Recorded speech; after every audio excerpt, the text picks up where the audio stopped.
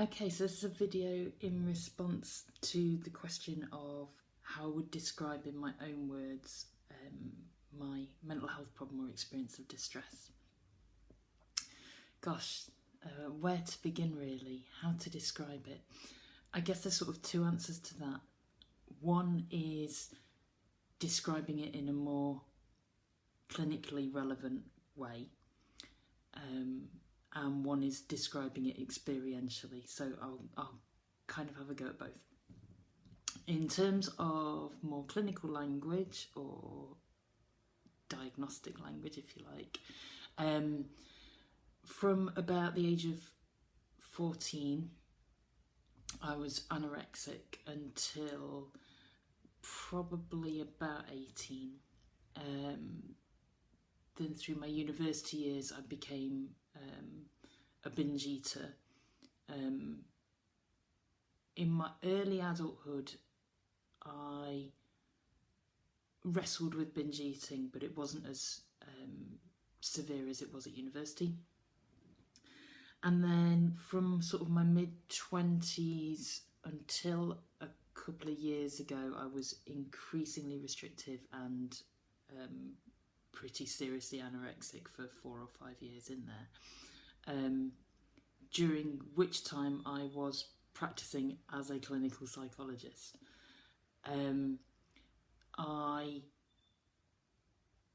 went into a self-run period of recovery and active re-eating in 2015, and the period from sort of then until now has been a bit of a juggle of tipping into binging, overeating, trying to work out whether I'm recovering or getting in a mess. So my mental health problem, I guess you'd call a mixed bag of eating disorder related things.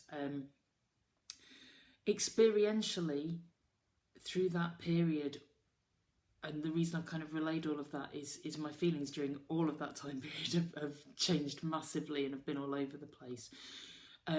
In part, undoubtedly due to having a starved brain, then a more well-fed brain, and it's so weird having basically a different personality entirely and a way of thinking.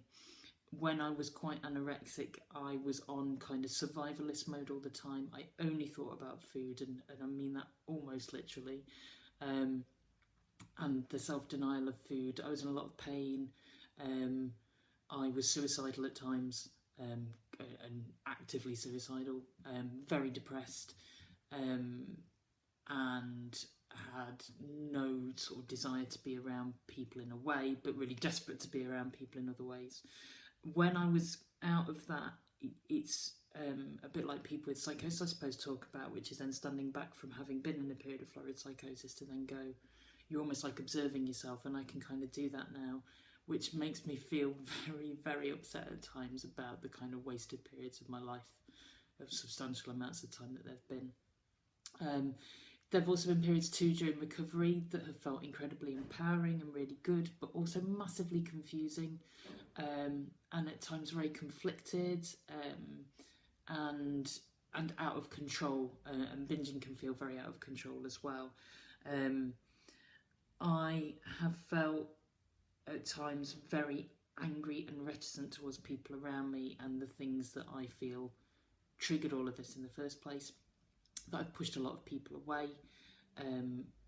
At the same time, I've felt very, very loved and supported by incredibly understanding and brave and people who've been through an awful lot of distress, seeing me go through distress.